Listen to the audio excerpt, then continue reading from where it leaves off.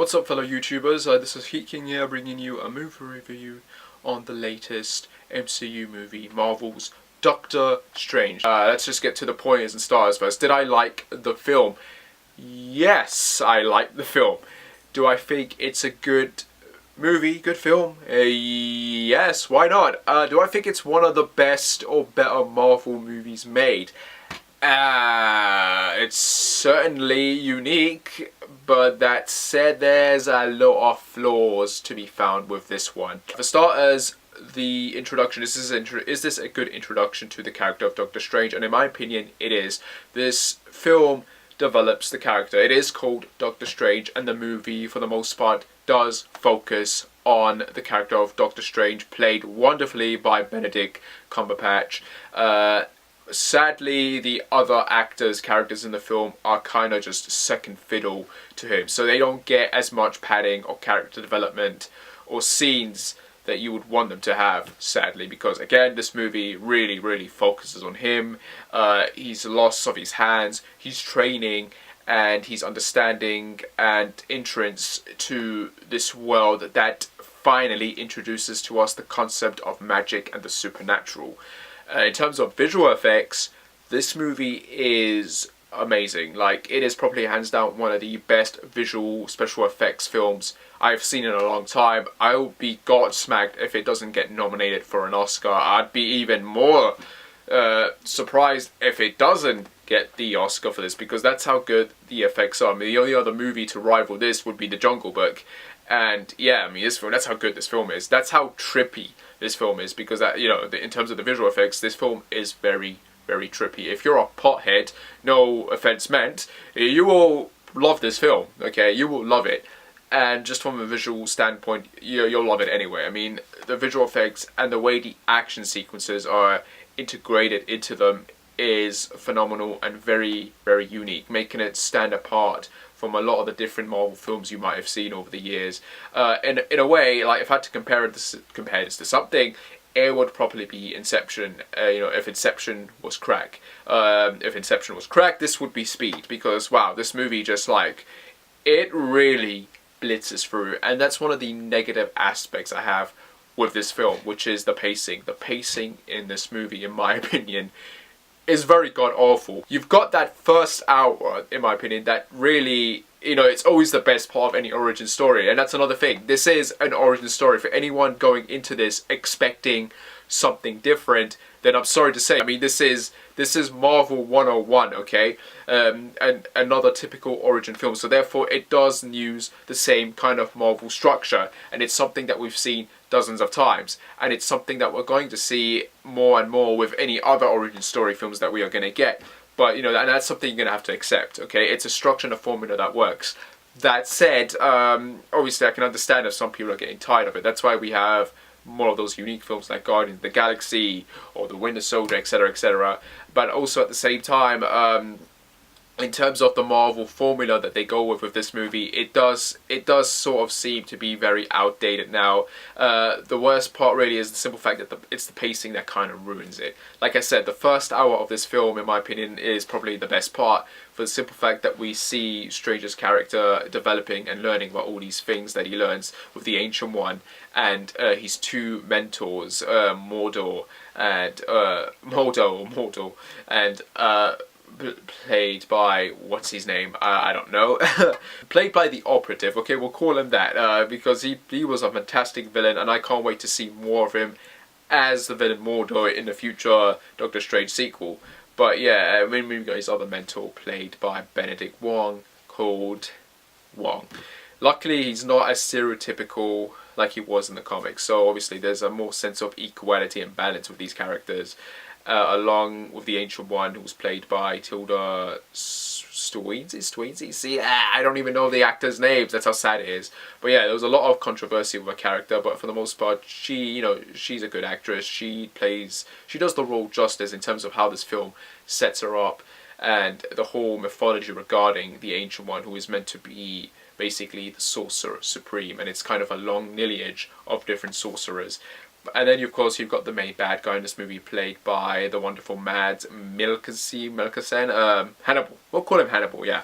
And yeah, he's pretty much wasted. He's pretty much one of your one-dimensional villains. I mean, that said, this movie does have very good themes and good arcs. The problem, like I said, is the pacing. As I said already, the first hour is great, while the second hour just kind of feels very, very fast-paced and jumbled together. I mean, once the action kicks in, this movie is pretty much a roller coaster ride from that point on to the very end.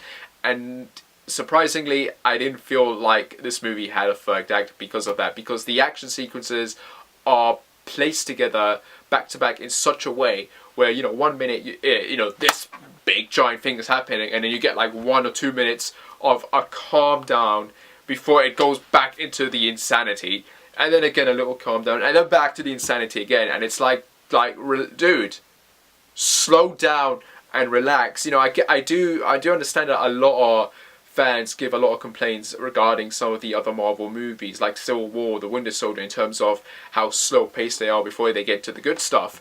But you have to understand that's because there's a lot of characters, and a lot of characters need the development.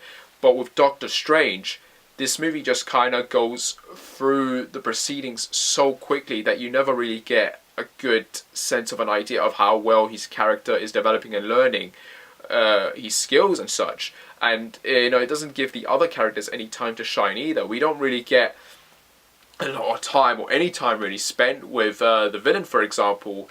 And then suddenly we're at the very end of the movie, and then it ends, and it's like, what? It feels like the movie is missing a lot of scenes. It's like it's missing its real ending, or it's missing something in between. I mean, there's a lot of stuff that could have been padded out, and it's not there. And it feels very irritating and annoying. And that's one of the reasons why I have a hard time placing this movie, like, for example, in my top 5.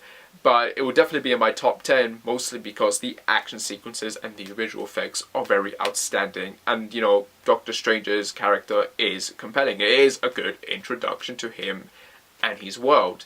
In terms of humor, for example, I think this is one of the more better comedy films in the Marvel Cinematic Universe. What I mean to say is that you get a lot of humor in these films that's hit or miss.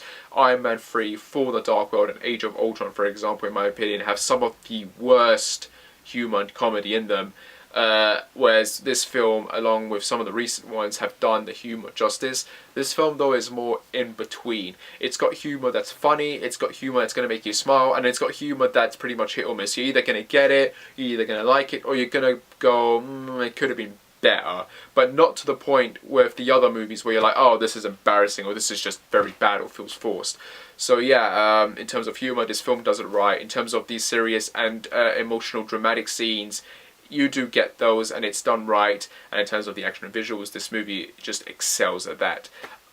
In terms of character development, like I said, you don't really get a lot of time with these characters, except Strange, who's the one who gets the most development. A lot of people call his character arrogant in this movie. I never really got the sense of that, which is one of the negative parts of his journey. Really, this is a guy who loves his profession, who loves his work, and when he ends up losing his hands, he goes to seek out a way to heal them, only to learn that there's more to the world, and that his egotistical aspects of his character are what pretty much end up saving the day, really, because he comes to learn and accept that sometimes, you know, logic doesn't really work, and that he has to let go and accept the insanity of things that are in this world that he's been introduced to. And yeah, that his methods, for the most part, should be used for good. And he does end up doing that. And at the end, he ends up using his mind more than his hands, if you will, to save the day and overcome the challenges that are given to him. And he ends up making a sacrifice by the end of the movie that is, you know, that is fulfilling and kind of wraps up his introductory arc and sets him up for what is to come next later on down the sequels, along with the next Avengers movie. So yeah, in terms of that, his character is done justice. In terms of the other characters like Mordo and Wong, for example, you know, they are kind of his two opposite mentors. Mordo being his more physical, and Wong being his more spiritual. And whereas, you know, did I say Wong right? Yeah. Whereas Wong grows to accept Strange's motivations and personality and his actions, Mordo kind of grows to despise and refuse those aspects of his character, you know, not liking how he does things. So, you know, he goes down his one path while Strange goes down another. And in between that, you've got the Ancient One trying to make Strange into the better man that he can be and not turn out like, you know, a previous student who ends up being the villain of the film, Caecilius. There's also a surprise villain in this movie, spoiler alert if you didn't already know, who makes an appearance. In terms of appearance-wise, great. The fact that this villain, this character, ends up being sort of a mirrored image of Strange, and the fact that Benedict Cumberbatch himself also portrayed this character is very, you know, brilliant in terms of how they did that. I just wish there was more of a presence related to his character. I mean, this character is mentioned several times throughout the film, but his presence is never really felt, and that's again to do with the pacing and the lack of scenes to do with the villain and maybe his interactions with this character. We could have used something like that, but his actual appearance, in my opinion, is good, and hopefully they'll use this character and do more with it in the sequels. For those of you who like to stay after the end credits, do stay. There is a mid-credit that ties into one of the next Marvel movies coming out next year, and there is an end credit scene, one of the longest end credit scenes in fact, that sets up the sequel and one of the characters' journeys for what we're going to see. But yeah, overall, Marvel's Doctor Strange, is it a hit or miss? Personally, I think it's a good film. It's just that some people might have a problem with it because, again, in terms of the pacing and development. While I had faults with that, in the end, I do like the visual effects, I do like the action sequences, and I do like Benedict Cumberbatch's performance and character introduction as Strange. This is basically a movie that is style over substance, sadly.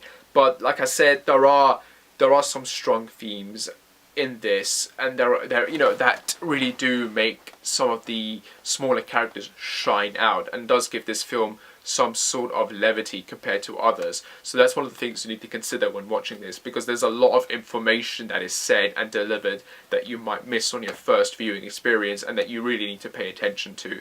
But this film isn't without, you know, like I said, without substance. It is there, but very subtle. That's what it is, very subtle. And this movie is all about the sublimity, I think. But when it comes to the action and you know, the visual effects, again, it's out of this world. So it's really a really insane roller coaster ride that is very enjoyable.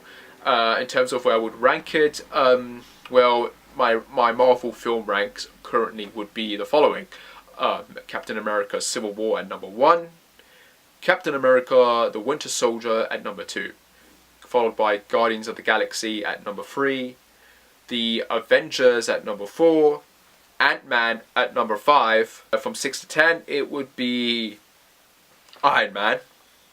Number 7 would be Thor. Number 8 would be Captain America: The First Avenger. Number 9, I think I'm gonna give it to Age of Ultron. It's not that bad on second viewing, it is a much better experience. And at number 10, I'm gonna give it to Doctor Strange. As much as I want to put this film slightly above the Phase 1 movies maybe, and maybe above Age of Ultron, I enjoyed those films slightly more. Again, this is a movie I'm probably gonna have to see again to make up my mind up properly, but for what it is going to be number 10. My other rankings, obviously, for the last movies are going to be Iron Man 2 at number 11, The Incredible Hulk at number 12, Iron Man 3 at number 13, and For the Dark World at number 14, because I really hate those last two films with extreme passion. And as much as people would like to shit on Iron Man 2, I think it's one of the more better sequels that people don't give it credit for. And Incredible Hulk, just because, I mean, it's good, but once they recasted Edward Norton, I just kind of lost favour with it, so that's what it is. But yeah, guys, that's my review on Doctor Strange. Go and watch it. If you're a Marvel fan, go and watch it. It's definitely good. If you like magic and the supernatural and all that stuff, go and watch it. If you like trippy visual effects, definitely go and watch it. It's definitely one of the more unique viewing experiences. I did not see this in 3D or IMAX. I saw this in 2D, normal screen. I do wish I'd seen it in a more better screen if I could have, because this movie just, it feels too good to, in terms of the way it's presented, to not watch it in those formats. So do give it a go in that. But yeah, overall, Doctor Strange, I'd rank it on number 10, and I give it a 7 out of 10. As always, like and subscribe. Do comment down below if you want, and I shall see you when I shall see you. Take care and bye.